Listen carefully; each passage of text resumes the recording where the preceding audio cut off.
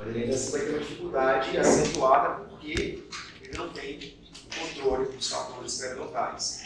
E a mesma coisa, o paciente periodontal tem mais chance de desenvolver a diabetes. É uma via de duas mãos. Então a gente vê uma característica até específica de você identificar, vocês vão ver com o tempo, com a experiência, uma placa do fígado com características um pouquinho diferentes em relação ao que a gente vê nos pacientes não diabéticos. E bastante biofilme igual, bastante cálculo aderido nas próteses fixas que os pacientes têm. Fraturadas, deficientes, tinha que trocar isso aqui tudo, mas nem era o objetivo dele. Ele tinha uma questão em relação ao elemento 21.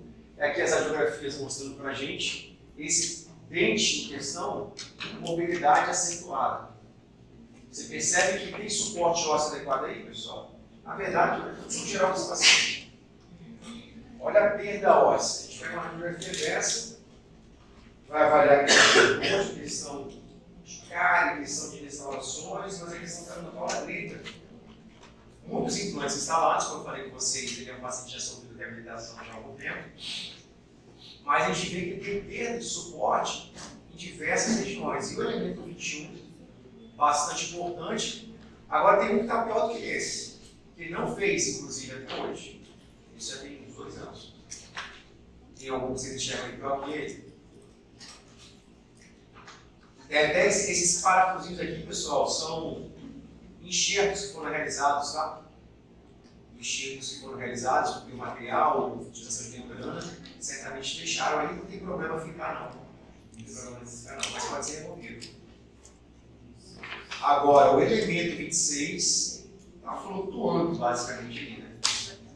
A gente vê que suporte ósseo, questão periodontal dele está para lá, de condenado. Olha que volta a imagem.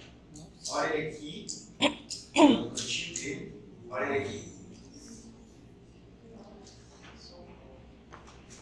E como eu falei, até hoje esse dente não foi feito. Ele veio para fazer essa questão do elemento 21. Pessoal, isso lá na clínica de vocês já fizeram uma semana de clínica com o paciente, não foi isso? Sim. Então vocês tiveram a oportunidade de ver algumas questões, talvez alguém pegou um caso bem pâncreas.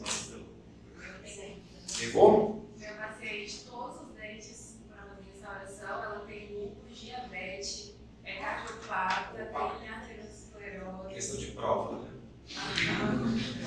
Nossa, ela é. Porrada vai escapar, pode escrever. Uma porrada vai ser o paciente dela, pode escrever. E aí, a condição periodontal está em pânico? Tá.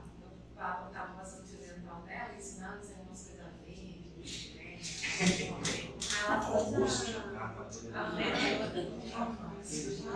Mas alguém pegou o paciente com muito cálculo ou não? Tivemos uma também em casa, mas eu não participei também. Paciente de HIV, sífilis, condições dela totalmente. Condição sistêmica bem debilitada, né? Grave com urgência também. Aham. Vocês pegaram o que foi que eu não Bastante cálculo, tártaro, e a gente tem que fazer uma raspagem. Já começou a fazer a raspagem já? Usou a colheita lá, deu conta, posição, certinho. Mudaram muito. 12 horas, quer que certinho depois de tudo isso? Pelo amor de Deus, hein? Eu não tava pra Fredão depois. E aí, pessoal, eu falei para vocês que vai ser a verdade. Não exatamente como esse, mas pacientes assim são a rotina da nossa clínica aqui na Multipix.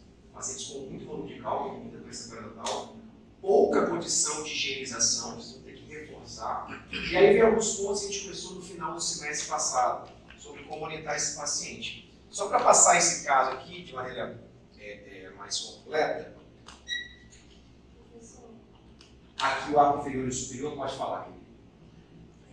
Nesse caso, foi feito um plano de tratamento desse paciente antes de fazer o implante. Provavelmente, né? Se o dentista viu que ele não tinha uma higienização boa, a saúde bucal dele já não era boa, por que não? Por que indicou o implante e não? Quantos anos tem esse paciente, mais ou menos?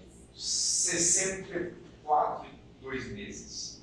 Não. Por aí. Porque assim, talvez uma prótese total seria indicada indicado remover todos os dentes, né? Porque ele não tem uma higienização boa.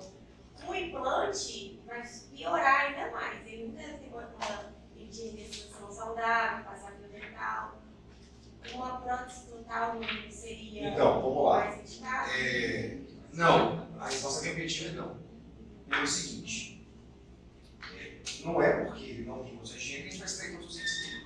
Não. Não, mas eu vou chegar só, eu sei que você falou isso, Sim. mas eu vou chegar vou encontrar a sua pergunta. Esse é um paciente que tem uma condição socioeconômica muito boa. Primeira coisa. Ele tem educação, sabedoria, enfim, ele sabe como cuidar. Se ele for orientado, ele vai melhorar a condição de higiene dele. Isso aqui é totalmente reversível. Totalmente no sentido da condição de higiene bucal. Não estou dizendo que a gente consegue reverter uma situação do dente 26. Não, esse dente está condenado. O dente 21 está condenado. Agora o restante, não tem por que pensar em remover.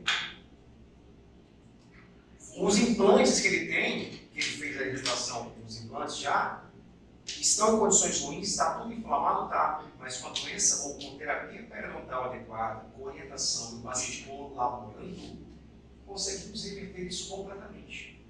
Então, assim, mesmo que o paciente se apresente numa condição ruim para você, isso é plenamente reversível. Eu digo em relação aos hábitos do paciente, eu digo em relação à questão periodontal dele.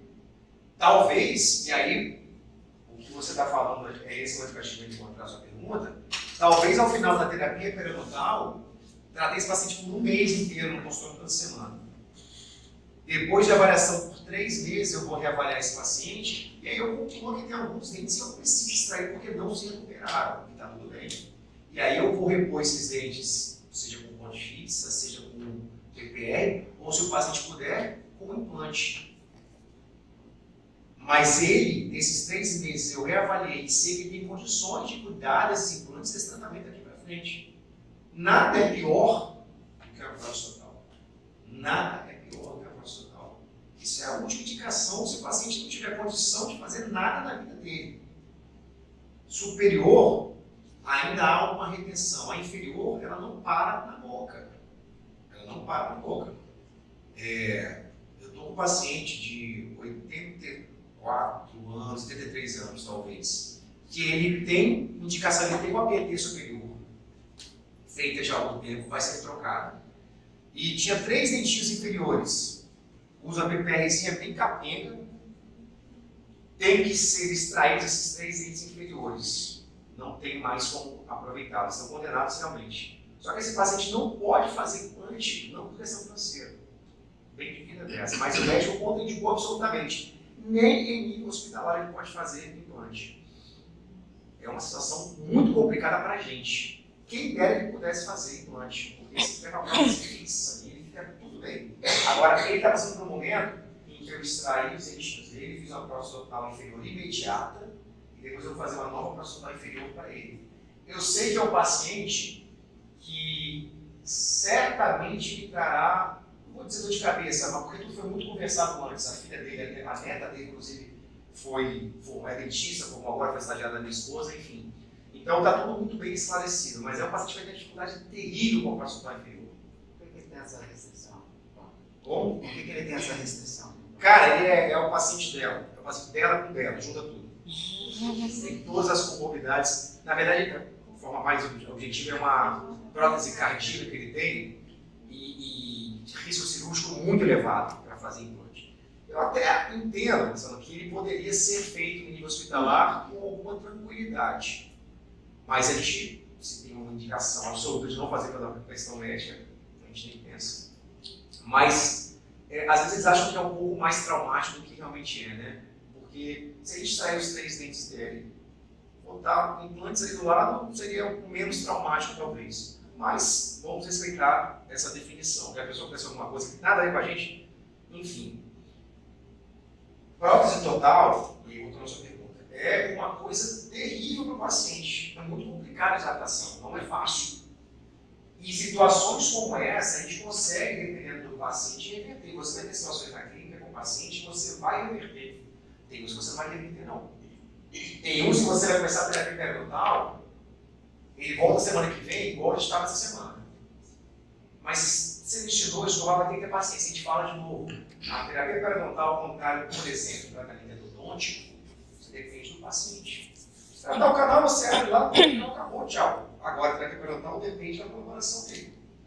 E aí você vai bater cabeça, uma, duas. Vai ter paciente de você que você não chega assim, olha, professor, não aguento mais. Você faz 18 vezes igual toda semana. E aí vai ter um momento que a pessoa vai falar, meu amigo, olha só, a gente precisa de colaboração, o seu tratamento evoluir, senão você vai ser desligado da nossa clínica, porque você precisa, porque você vê que o paciente falta alguma coisa, mas no começo ela tem que ter paciência. Ele não sabe sovar nada, você vai ensinar 1000 técnicas para ele, você acha que vai aprender tudo numa mesma semana? Não, vai aprender a fazer esse cantinho aqui, depois eu vou te indicar. Então assim, voltando, num caso como esse, a gente consegue recuperar grande parte. E aí, voltando para a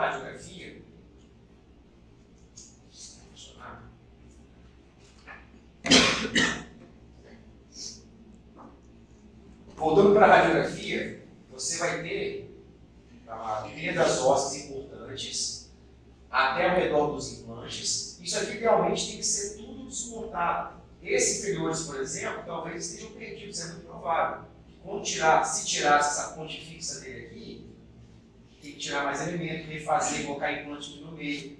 Mas a indicação de prostotal é uma sugestão um pouquinho radical para o paciente, pelo que a prostotal oferece para o paciente. Mesmo a melhor prostotal do mundo, ela tem uma série de limitações. Deu para entender?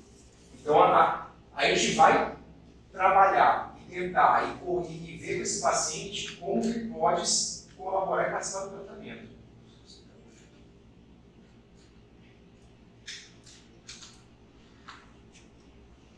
Esse paciente, e aí está ali o elemento 21, a gente fez fazer o implante dele. E aí é o que você citou. Previamente à instalação do implante, a terapia periodontal muito bem conduzida. 1, 2, 3 consultas para ele chegar em condições de receber uma cirurgia de implante. O que não pode ser feito? O paciente chegou no dia, quer fazer implante, opa, vamos fazer implante, o paciente paga aí, semana que vem vamos marcar para fazer implante. Esquece. Aí você vai ter contaminação na área de implante, perder esse implante, ter problemas sistêmicos, inclusive. Então, condicionou o paciente no primeiro, e aí vocês estão nesse momento, fase 1 da terapia periodontal. Corrige o paciente, faz tudo certinho, deixa ele em condições adequadas, ele aprendeu a higienizar, está colaborando, vamos fazer cirurgia periodontal, nesse caso a cirurgia não está. Passando de forma mais rápida para vocês, vamos até o pessoal do 9º período isso aqui, porque estou dando implante para eles, mas de forma mais rápida. Cirurgia bem pouco traumática, vocês já estão aprendendo uma cabeça diferente do que eu aprendi lá atrás para extrair dente. Extrair dente é extrair dente e remover. Eu quero tirar o dente da boca do paciente e como eu vou fazer isso? Pouco importa. Aqui não. Aqui eu tenho que preservar a pílula e preservar tecido ósseo. Eu não quero traumatizar nada desse tecido. É uma cirurgia que às vezes demora mais do que a própria instalação do implante, que é muito cuidadosa. Nesse caso, era um paciente periodontal, né? Então não foi tão difícil fazer a remoção desse dente. Mas com muito cuidado, coretando muito, é aquilo que tem mais tempo. Coretagem, tecido de granulação. Muito tecido de granulação. Remove, irriga, remove. E aí vamos fazer um implante imediato. Implante imediato, vocês têm noção do que seja? Até pelo próprio nome, pela situação. Extrair o dente e vou colocar o implante no mesmo momento. Isso é o implante imediato. E aí eu vou fazer também, nesse caso, a carga imediata, que muda um pouquinho. O que é a carga imediata? É o provisório sobre o implante, no mesmo momento que eu botei o implante. Então, cirurgia junto com a extração, implante imediato. Prótese junto com o implante, carga imediata. A literatura fala para a gente que é a melhor sequência possível. Você faz a extração, instala o implante, coloca o enxerto ósseo biomaterial aqui, coloca o enxerto de tecido conjuntivo e faz um provisório sobre esse implante. Marca o paciente 8h30, fica até 11h30 da manhã com ele. É um tratamento longo, demorado, fazer com calma, tranquilidade, para poder entregar um resultado legal. Aqui mostrando A instalação do implante, o grande desafio aí é o posicionamento correto desse implante. Tá? Ele tem alguns parâmetros que vocês vão ter lá daqui a alguns períodos, como que isso tem que ser feito. Esse implante ele não é feito no meio do alvéolo, ele é decorado na parede palatina. Então você faz a fresagem primeiro com as fresas de preparação e vem com o implante em seguida para instalar na posição correta. E ele vai estar saindo na região do símbolo do dente adjacente ao do dente que estava na posição. Aproximadamente isso aqui, ó. Então aqui eu tenho um implante instalado, ele tem a distância média vestibular adequada, a distância vestíbulo-palatina e a profundidade também. Geralmente 4 milímetros da margem gengival. Vou fazer outra imagem disso. Mas observe que fica uma distância entre o implante e a parede vestibular. Isso aqui vai ser preenchido com biomaterial. Para quê? Para não ter reabsorção da tábua óssea vestibular. Vocês lembram disso que a gente ficou perguntando em prova para vocês? A tábua óssea vestibular é muito espessa ou muito fina, pessoal? Fino. Extremamente fina, delgadíssima. E se eu não fizer um enxerto ósseo nessa região, eu vou ter uma reabsorção tanto em espessura, em profundidade, quanto em altura. E é por isso que eu tenho que preencher com o biomaterial. Isso já é sabido há algum tempo. O que se sabe há menos tempo, mas talvez uns 5, 6 anos, é que o indicado também fazer enxerto de conjuntivo. Eu vou colocar aqui por dentro. Só nessa partezinha anterior aqui, ó. Boto o conjuntivo aqui para garantir também ainda mais volume ao final do processo, esse volume vestibular. Eu não quero. Observe que interessante. Olha como é que o dente do lado, o elemento 11 e o 12, certamente não foi feito dessa forma. Observe como tem uma perdazinha de volume vestibular aqui. Esteticamente isso compromete se eu não passa de frente? Talvez não, talvez sim. Mas quando você faz uma foto vestibular, uma foto cruzal, aliás, olha como é que a diferença de volume é observada dentro dos implantes. E aí a gente tenta fazer todos esses processos para poder evitar essa perda ao longo dos meses. Final da cirurgia do primeiro dia. O paciente chegou, distraiu, instalou o implante, fez enxerto do ósseo, enxerto de tecido conjuntivo e o provisório está em posição. Aqui são os fiozinhos que está a estrutura do conjuntivo, está aqui por dentro e ele está ancorado nessas suturas. Como o paciente chegou e como o paciente saiu no dia da cirurgia. Ficou até definitivo provisório, né? Não é definitivo ainda, mas o provisório ficou bem legal para ele já ir para casa. E aí, nesse caso, qual é a grande vantagem, pessoal? Esse implante, esse dente está no implante, ele está com o dente praticamente. Ah, mas eu posso sempre fazer isso, Flávio? Não. Para eu fazer a carga imediata, eu tenho que ter conseguido um torque, um travamento mínimo do meu implante lá dentro do alvéolo. E a dificuldade no implante imediato é justamente essa. Você tem uma cavidade onde você vai ancorar o implante. Imagina a situação reversa. O paciente perdeu um molar há 2 anos atrás. Você vai fazer o implante hoje? Beleza. Você vai precisar afastar o tecido, teria um osso para você, botou o implante, tranquilo. Aqui é diferente. Aqui eu tinha o dente extraído e um buraco para botar o implante. Se vira, meu amigo. Como é que você vai colocar o implante travado em uma cavidade, em um alvéolo? E aí você vai buscar a parede palatina e tal para fazer a ancoragem. E para conseguir o travamento mínimo que me permita fazer a carga imediata. E se não conseguir, Flávio, não pode fazer carga imediata, você vai perder o implante. Aí você faz o quê? Aí você tem algumas alternativas. Uma delas é splintar com os dentes adjacentes, não é isso? Aí a gente pode colocar alguns artefatos, tipo uma resina, um fiozinho de orto aqui do lado, para splintar. A outra é usar a PPR provisória. Antes da cirurgia, você manda para o laboratório. O laboratório, você molda o paciente, molda essa situação aqui, ó. Manda para o laboratório. Laboratório, eu vou extrair o dente 21. Eu quero que você faça uma PPR para mim, provisória, repondo o dente 21. O que ele faz? Pega o modelo de gesso, tira o elemento 21, confecciona a PPR provisória, te envia. No dia da cirurgia, você já extraiu o dente, já está prontinho para você. Se não deu carga, você só coloca a PPR provisória em posição. O só é entre aspas porque o paciente tem que aceitar uma PPR provisória. O paciente nunca usou a PPR provisória, imagina para ele usar. Mas tem que estar no seu arsenal, tem que estar muito bem conversado, porque isso pode ser necessário acontecer. Nesse caso eu fiz isso. A PPR provisória foi confeccionada, só que aí eu consegui carga. O que eu fiz? Peguei o dente da PPR provisória, cortei ele e capturei o implante. colei ele no implante, a forma como isso acontece não é mais para frente. Então, o implante, o dente está sobre o implante. Olha que interessante isso aqui. Aí ele volta. Isso aqui é o final do caso, né? A cerâmica, ele voltou uns meses depois. Olha aí. Aí que você falou, tira tudo igual. Terrível. Não vou tá. A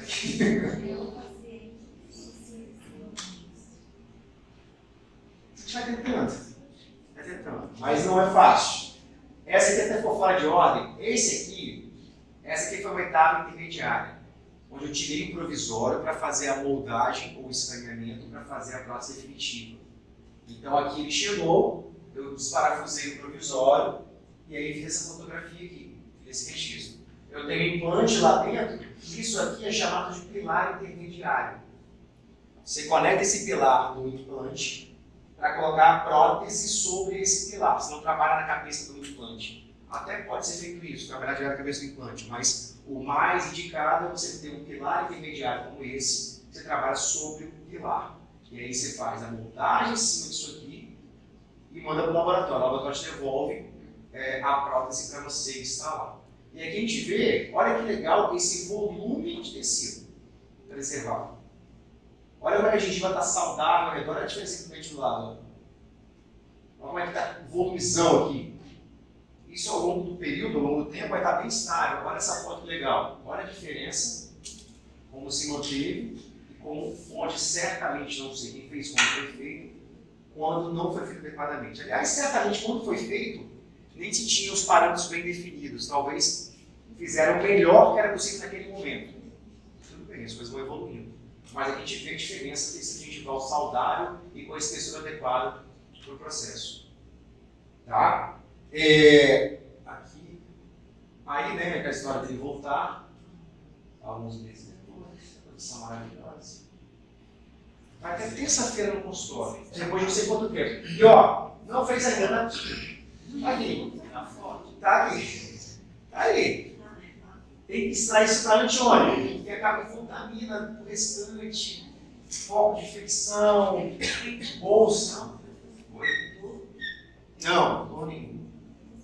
Chega um ponto que aí não tem demais, tá nem a alma dele tá ali mais. Não sente mais nada. Não tem nem que sentir mais. E ele vai deixando, eu falei, cara, a indicação primordial de fazer mais até do que isso aqui. Agora eu acho que ele vai na terça-feira ele é a esposa dele para poder. Eu vou até fazer a foto e mandar para ele trazer vocês. Essa situação aqui, a minha preocupação é isso aqui, a surpresa que eu vou ter em relação a isso. Tiveram duas perguntas que foram feitas aqui no intervalo, e aí eu quero trazer exatamente a nossa conversa para esse lado. E eu vou entrar aqui. A gente falou sobre isso aqui, não falamos? Cadê?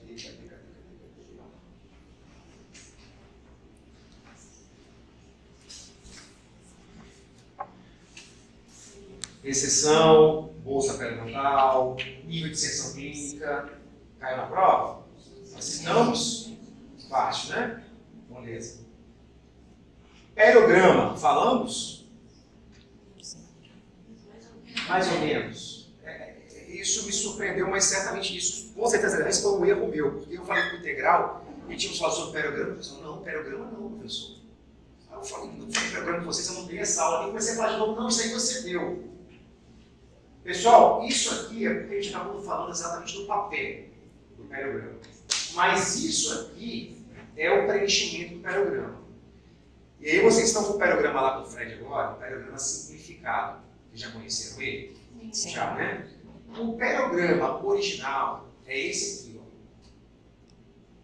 Esse aqui é um periograma completo, que tem todas as informações. A gente não se ateve no primeiro momento, no período passado, mas as informações de recessão, de bolsa, de nível de inserção são colocadas aqui.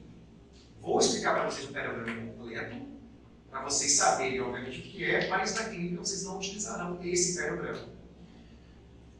Eu tenho aqui todos os elementos da cara, como vocês podem ver, de 18 a 28 e aqui de 38 a 48. Está até errado aqui embaixo, 18 a 28 também, mas é 38, 48 e 38. Primeiro passo, tudo bem? Segundo passo, eu tenho aqui alguns parâmetros que a gente vai anotar. Olha só.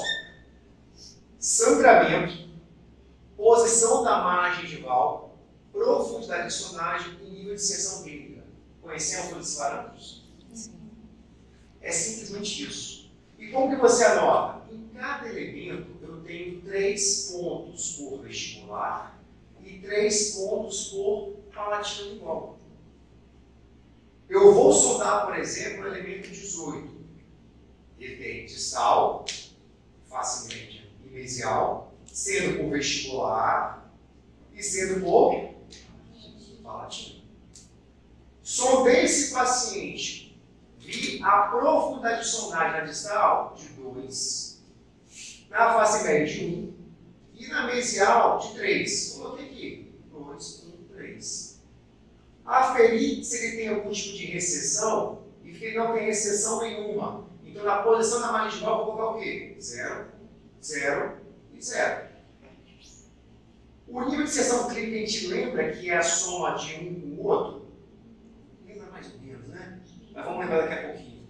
Eu vou somar um com o outro nível de inserção clínica, que é a posição da margem gingival, e vou colocar aqui qual o nível de inserção clínica de cada uma das regiões do elemento 18.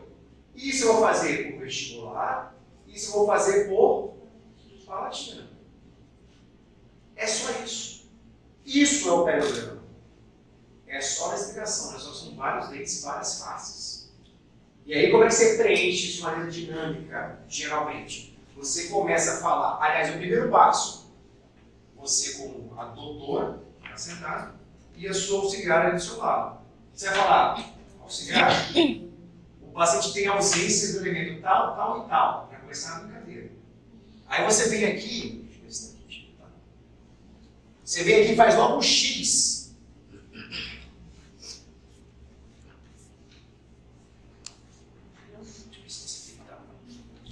Você vem aqui e faz logo um X. Por exemplo, não tem o elemento 22. Você faz um X grande aqui, um X grande aqui. Para na hora do preenchimento, você não ter risco de preencher o dente errado. Na dinâmica de preenchimento, você está sentado avaliando a paciente e falando para a sua auxiliar. Vou começar do elemento 18 em direção ao elemento 28. E você começa. Em relação à profundidade de sondagem. Ó, 5, 3, 2. Ela só anota. 5, 3, 2. 3, 1, 3. E ela vai anotando. Não precisa falar dente 18, face mesial, profundidade de sondagem. 3. Você fala, vou fazer profundidade de sondagem do 18 ao 28 e você vai anotando. Tá. É legal que você vai chegar no momento que vai conferir. Estamos na mesial do 14? Estamos. E aí continua. E vai preenchendo. Profundidade de sondagem. Depois, posição da margem gingival, quanto tem de recessão. E assim você vai preenchendo esse periograma. E aí você tem todo o mapeamento da condição periodontal do seu paciente. Para que serve o periograma, pessoal? Para você diagnosticar o seu paciente. E depois de 3 meses, você reavaliá-lo e ver se ele teve evolução ou involução. É para isso que serve o periograma. Flávio, tem que fazer isso em todo o paciente? Deus, que me livre. Só no paciente periodontal. Aquele paciente que é punk, que vocês pegaram, alguns de vocês, aí tem que fazer periograma. O paciente chegou, não tem nada. Você vai fazer o periograma nele, tem só que fazer lente de contato no 11-21. Não faz sentido. Não tem um sangramento gengival. Não faz sentido. O que normalmente a gente faz, e vocês devem ser orientados na clínica para fazer isso? O de vocês, se eu não me engano, é só profundidade de sondagem, não é? O de vocês tem só profundidade de sondagem, não tem posição de margem gengival, nada mais. Normalmente, lembra qual a referência de saúde periodontal, pessoal, em relação à sondagem? Até quantos milímetros de sem sangramento que é saúde? 3. Então, se você sondar e tiver até 3 milímetros e não tiver sangramento, você nem anota. Nem anota. Deu mais que 3 milímetros, começa a anotar. Ou, se tem menos que 3 milímetros, mas sangrou, aí você anota também. Pelo menos eu acho interessante essa parte do menos que 3, mais com sangramento. Tá? E aqui no ciperiograma, essa primeira parte que eu pulei aqui de sangramento, é o único lugar em que você vai fazer uma anotação se tem ou não tem. Nos outros, eu falei que você bota o número, né? Você tem qual a de sondagem, qual a recessão, qual o nível de recessão clínica. Aqui você marca o X. Sangramento positivo ou negativo. Aqui você não vai contar quanto de sangramento tem. Sondei a mesial no 18. Tem 3 milímetros. Teve sangramento? Eu marco o X aqui. Só isso. É dicotômico, né? Sim ou não, eu tenho ou não tenho. Então aí reflete o que vocês têm lá hoje no periograma simplificado. Vai sondando, quando tiver mais de 3 milímetros ou sangramento, vocês anotem para ter um termo de comparação na reavaliação do paciente. Molezinha, pessoal? Tranquilo? Só para a gente relembrar isso aqui também. Posição da margem gengival. É aquele PRG no periograma que tinha lá.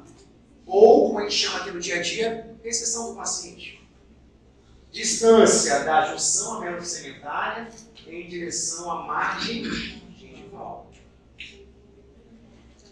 Por que a referência é essa? Porque normalmente a gengiva está repousando numa região muito próxima à linha amelossementária. É a posição que você espera que ela estivesse. O quanto ela subiu, no caso superiores, você vai anotar. Está com a distância de 7 milímetros, de 5, de 3. E você anota lá. Isso é a recessão do paciente. Muito mais comum, vamos lembrar de pacientes saudáveis. A condição como eu estou mostrando para vocês aqui. No caso de um paciente periodontal, vocês vão ver que vai ter recessão, mas com um aspecto bem diferente desse aqui. Aquela doença, perda de papila, não é papila bonitinha como está aqui. Isso aqui é o caso de escovação traumática clássico. Mas como é que você sabe, Flávio? Olha só, papilas íntegras, lindas, escovação de periodonto saudável, entre aspas. Não está saudável totalmente porque ele tem recessão absurda. Então é o caso clássico de escovação traumática. Tá? A gente vai passar dessas medidas são feitas. Lembra só de mim, né? As medidas são feitas com a sonda periodontal e aí você anota cada uma dessas medidas. Lembra anotando quanto tem de perda de migração apical da margem gengival em relação à junção amelossementária. Tá? Falei com vocês um pouco, sei que eu nem explorei tanto também no semestre passado, mas o que acontece? Quando a gengiva cresce sobre o dente, você também tem que achar a junção amelossementária para saber. E aí, como é que eu sei? Aqui eu fiz a simulação espetacular, inclusive, de onde está localizada a junção amelossementária, e aí você vai com a sonda procurar a junção amelossementária para saber o quanto a gengiva cresceu sobre ela. E aí você vai botar como diferença um menos na frente. E você, quando lê o periograma e vê que tem um menos na frente, em questão da recessão gengival, você vai saber que a gengiva migrou coronalmente, ela recobriu parte do dente. Isso aqui é sondagem de bolsa? Não é sondagem de bolsa. Você entra com a sonda procurando a junção amelossementária. Vai ser fácil nesse primeiro momento. Aí depois você vai fazer a pressão adequada em relação à profundidade de sondagem. E foi o que a Bonita perguntou ali. Professor, sondei a paciente e tinha sangramento em todos os dentes, basicamente. A pergunta foi, eu estava matando o meu paciente? Não. E a resposta foi bem objetiva porque ela contou antes um detalhe importante. O paciente relatou que simplesmente não utilizava. E é muito comum. Na clínica, hoje está ontem, o paciente falou, a primeira vez tal e tal, higienização, filetal, escovação, não, escovação faço muito bem, mas filetal não uso não. E foi a resposta que você teve também, filetal não uso. E aí, quando você vai fazer a sondagem, é isso que você vai encontrar. Não tem outro jeito. E está no lucro, porque não tinha bolsas profundas, não era isso? 4 milímetros, isso não é uma bolsa profunda ainda. Então, ela sondou, e aí, qual que é o ponto-chave, mais uma vez, da sondagem de vocês que não pode errar, para ter certeza que não cometeu um homicídio? É a pressão controlada. Acabou. Será que eu estou com a pressão certa? Vai lá. Se quiser fazer antes, né, para recalibrar, vai na unha, né? É muito leve. Bota um pouquinho na sua unha ali, é o suficiente para fazer uma isquemia. Não, mas é só tocar. A força é essa. É muito pequena. Uma sugestão interessante, pessoal, para vocês, é começar a sondar por uma região saudável. Você sabe que não tem nada. O paciente não se assustar e você tem um parâmetro também de equilíbrio de força. Sondem os 3 pontos que não tem nada, que você sabe que não tem nada, para ele ver que você está fazendo um exame tranquilo. Porque se no primeiro ponto que você for aquela bolsa de 8 milímetros inflamadíssima, você fica a sonda lá dentro, ele vai quicar e vai falar: o que você está fazendo comigo? E aí você não consegue nem fazer as ultrassonais porque ele vai estar preocupado que você está realmente cometendo homicídio aos poucos. Homicídio lento, mas homicídio. Ótimo. Na hora de passar o fio. Aí provavelmente teve a falha na sondagem. Se você, a pergunta dela foi boa, se você sondou e não teve sangramento algum, mas quando você passou um fio dental sangrou, talvez a sondagem tenha sido tão adequada e está tudo bem nesse momento para vocês. Você vai até para uma recalibração, talvez. Lembrem da sondagem região interproximal. Qual que é o detalhe importante? Inclinar a sonda para qual região? Por que ali vai ser importante a sondagem? Por que eu tenho que procurar a área de colo? Tecido não queratinizado e, portanto, menos resistente. Certamente ele vai começar o processo inflamatório e vai estar mais avançado. Então tem que procurar a área de colo, abaixo do ponto de contato. Lembrem, incline a sonda de vocês. Ponto de contato, inclina para ir abaixo do ponto de contato e achar a área de colo. Não é para atravessar com o ponto do dente, não, tá? É abaixo do ponto de contato para achar a área de colo. E aí, se você vai sondar dente a dente, se tiver inflamação, sangramento em todos os nichos, em todos os sítios, é possível? Plenamente possível.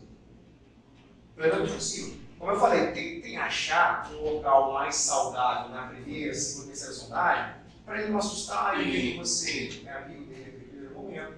E aí depois você vai fazer a sondagem dos pontos todos que você tem que fazer.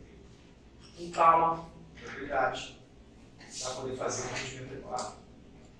Tá? Fala.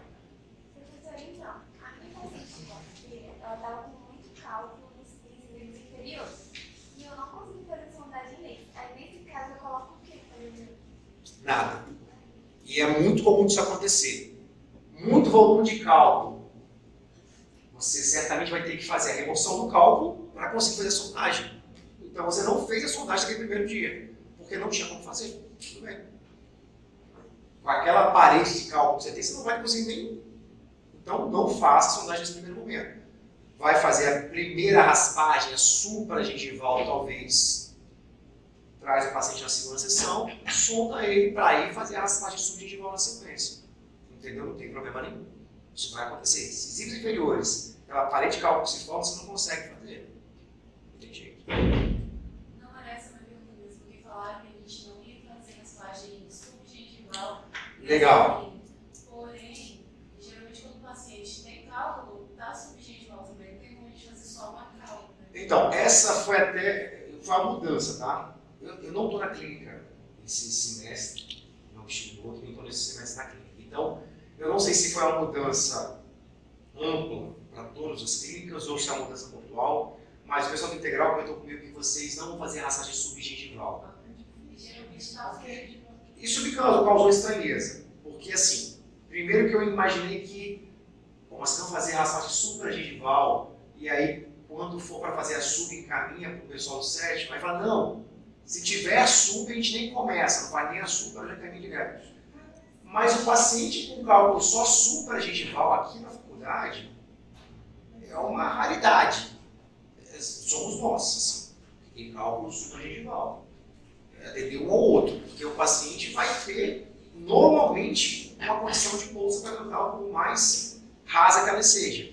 Então, vamos ter calma e entender como vai funcionar isso aí, no caso de vocês, né? Porque realmente me surpreendeu, mas de repente vai ter uma estratégia bem elaborada aí para a coisa acontecer. Raspagem subgengival, vocês aprenderam que é feita por coleta 3. Vocês sabem por que é feita com a coleta 3 e não com a coleta Macau. Usar uma Macau levemente subgengival, aquele cálculozinho aqui, não tem problema. Vai meio milímetro aí no sul para remover o cálculo, tudo bem. Agora você não vai entrar numa bolsa periodontal para usar uma coleta Macau. Normalmente anestesiado.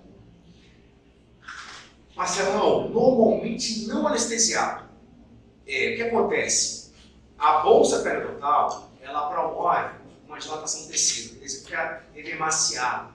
Você consegue entrar com a coleta e o paciente não sente dor.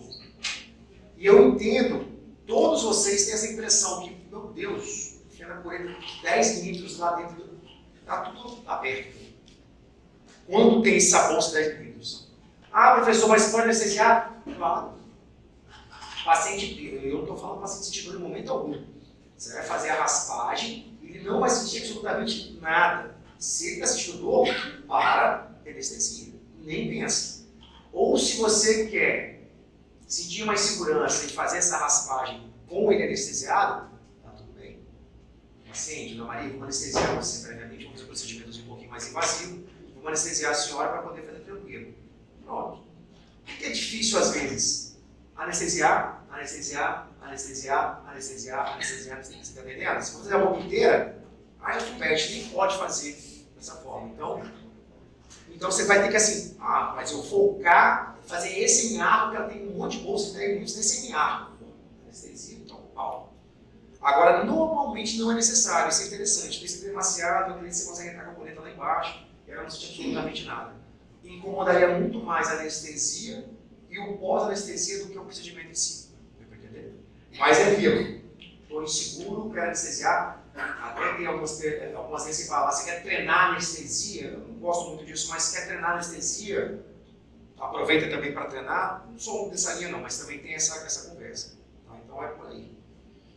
Certo? Eu tinha perguntado o que mais? Sobre a questão da contenção.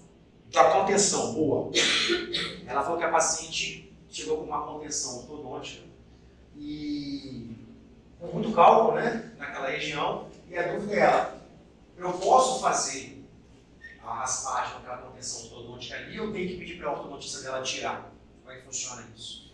Normalmente, o paciente com contenção ortodôntica tem que ter um cuidado especial. Alguns de vocês devem ter, e acumula mais tecido, acumula mais cálculo. Tem que ter um cuidado especial, um carinho especial, e 2 fatores que eu falei para ela. Primeiro, dá para fazer a raspagem com contenção, não tem problema nenhum. Tá? Com cuidado, com carinho, dá para fazer. Mas ele se soltar, avisa até o paciente, vamos fazer, pode ser que durante a coletagem, durante a raspagem da coleta, você puxa o fio e ele está um pouquinho solto da resina, ele desloca. Ela vai ter que ir lá fazer, ou até pensa que você vai e cola de novo, não tem problema nenhum. Normal de acontecer. Agora, o cuidado especial em relação à contenção, e a dela é aquela higiênica, não é isso ou não é? Não é aquela retinha. Vocês já conheceram essas 2 contenções ortodônticas? Acho que é mais por dia a dia do que em aula, né? A contenção tradicional é aquela linear. Geralmente canina canino, ou coloca a resina nos 2 caninos apenas, ou em todos os dentes, depende do ortodontista do caso. E a outra é aquela contenção higiênica, que faz um zigue-zague, que tem como grande vantagem você não precisar usar o passa-fio. Você consegue usar o dental em 2 regiões. Só que o detalhe fundamental, essa contenção higiênica, por vezes, ela é pior do que a linear. Por quê? A linear, a gente sabe que tem que usar o passa-fio. Bota o passa-fio, passou ali, que vai higienizar a região. Lembra de como se passa o dental, tá, pessoal? Suco gengival de um lado, suco gengival do outro. E assim vai lentamente. Aquela higiênica, normalmente, vou dizer que a maior parte dos casos, inclusive, ela tem uma curvatura, mas que não é suficiente para o paciente no fundo do suco gengival. E acaba que é pior do que a linear. E tem estudos que mostram isso. O paciente vai fazer na inocência ou na falta de conhecimento dele, ele vai fazer o que foi orientado. Ele desce o que é possível descer, que a contenção permite, mas geralmente não é o necessário, não é o ideal. E acaba fica faltando uma higienização adequada naquela contenção. Então, o mais importante que eu falei para ela é, confere se o seu paciente consegue higienizar adequadamente. Porque tem o outro lado, às vezes a linear não permite que use o passa-fio. Você usa passa-fio aí? Você tem que passa-fio. Ou então assim, não consigo passar. Como você não consegue? Você tem que passar o passa-fio, tem que usar o passa-fio. Mas eu não consigo. Você não consegue, você nunca conseguiu, você botou contenção? Nunca conseguiu. Aí você senta no paciente na cadeira, pega o passa-fio, às vezes você consegue mostrar para ele como fazer, E às vezes você realmente não consegue. E a orientação é a seguinte: olha assim, dona Maria, vai no seu ortodontista e troque a sua proteção. Ah, mas tem que trocar para anteontem. Absolutamente, não há dúvida, tem que trocar imediatamente. Você tem que ter condições de higienizar essa região. Ah, mas só que eu dou. Aí você vai ter essa periodontal, você tem inflamação, vai ter um mau hálito, tem um gosto terrível na boca que você não sente, mas quem está próximo a você vai sentir. Assustador, levante que tenha atitude. Então tem que trocar para anteontem. Então a primeira coisa é essa. A primeira não, mas a mais importante é conferir a capacidade de higienizar aquela região. Tá? Pode fazer com a proteção, faça a raspagem, com cuidado, mas também orientando, avisando antes, né? O que avisa antes é combinado e depois é desculpa, né? Aquela história bem clássica. Ó, pode fazer, talvez pode soltar, não precisa ir lá, tirar e tal. Ah, mas se eu consigo ir lá, já não vai. Tem paciente que fala, não, meu ortodontista me atende, eu vou lá, tira, depois eu volto lá. Não vai, tira. No outro dia você volta lá e coloca, se tiver problema para você, tá melhor ainda pra gente. E resolve. Tá? Certo, meninos? E olha só para a gente lembrar aqui, aquilo que a gente falou em relação à sondagem interproximal, tá? A avaliação do índice de biofilme, vocês estão fazendo índice de avaliação lá? Índice de biofilme? É legal também fazer, né? Acho que esse programa lá que o Fred gosta de usar tivesse. Mas se avaliar onde se encontra biofilme e fazer um cálculo de porcentagem também é legal. Olha aqui, essa imagem.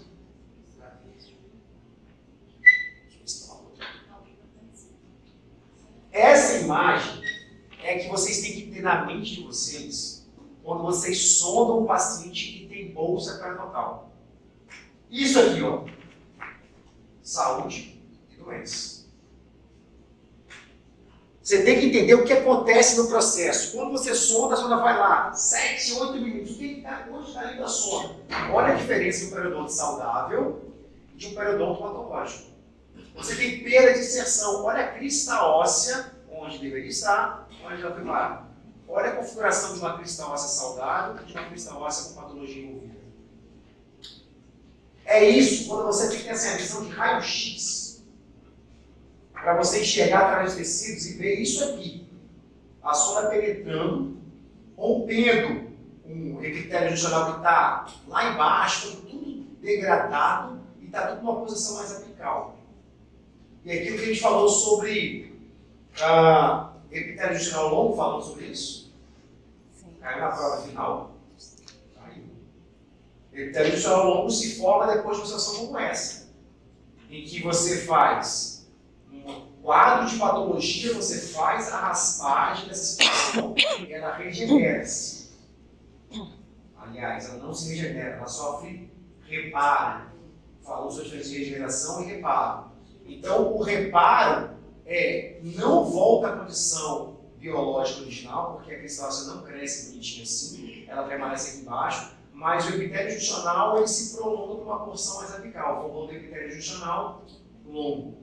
O que, num lugar saudável e intacto, o epitélio juncional para aqui, porque a partir dessa região tem uma inserção conjuntiva, numa área patológica que foi recuperada, o epitélio juncional vai descer até cá embaixo. Por isso que se torna epitélio juncional longo. Então, essa imagem é o que eu queria que vocês tivessem em mente, que vocês sondarem o paciente, que vocês encontrarem uma bolsa. O que está acontecendo embaixo? É isso aqui. É isso aqui. E a gente fechou a nossa explicação em relação aos parâmetros de teleograma falando sobre o nível de inserção clínica. E relembrando com vocês que essa condição é a mais importante para passar por um colega nosso. Vou conversar com alguém sobre a condição do paciente. Se você passar, às vezes, só a profundidade de sondagem, pode não ser o melhor dos índices. E aqui é uma situação muito clássica que a gente possa comparar. Lembrando, o que é nível de inserção clínica ou perda de inserção? É isso aqui, ó. Eu tenho a posição da margem gengival, que é a recessão. Eu tenho a bolsa periodontal, que é a profundidade de sondagem. Nesse caso, nem tem bolsa, né? Porque entrou ali 2 litros de som, então nem é bolsa, é suco. E a soma das duas situações, eu vou ter o nível de inserção clínica. E eu comparei com vocês, falei, pessoal, se eu disser para vocês que no meu dente 23 eu tenho uma bolsa, que nem é bolsa, de 2 milímetros, dente 23, 2 milímetros. Enquanto no dente 24 eu tenho 5 milímetros, com apenas essa informação, qual que é o pior dente que você vai falar para mim? O 23 ou o 24? 24. Se eu falei para você só da bolsa, você vai falar, o 24 com 5 milímetros, o 23 tem 2, é óbvio que o 24 é pior. Agora, se eu passar a informação completa e disser que eu tenho a perda de inserção de 7 no 23 e nenhuma no 24, aí a informação fica completa. Aí você vai ter a convicção que o 23 tem uma situação bem pior do que o 24. Vamos isso aqui. Isso é o nível de inserção clínica. A soma da posição da marginal ou da nossa recessão com a profundidade de sondagem. Eu tenho o resultado final, a somatória dos dois. Lembramos disso aí? Aqui só um esquema de tratamento. Preocupem-se em orientar o paciente de vocês. Tenham paciência com esse paciente, normalmente. Primeira semaninha, aquele nervosismo clássico, passou já essa emoção inicial? Não? Vai passar nunca, vocês acham, né? Não, vai passar.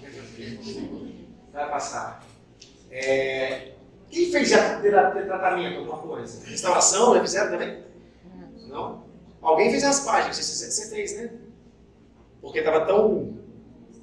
Ó, e pelo amor de Deus, eu vou passar na clínica de vocês, eu não vocês raspando.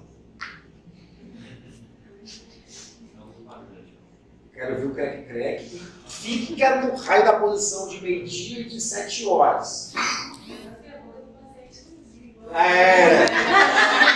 Falei que era mais... Lembra que eu falei que era mais fácil? Você vai ver essa língua de mexer na mão, dentro do seu dedo. Tem muitas coisas mais emocionantes com o paciente. A língua, a orelha. Baixa a cabeça, levanta a cabeça e abaixa.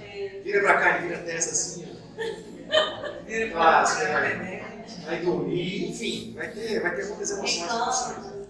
Reclama, vai ter dentro com você, me troca de dentista, ele é muito ruim.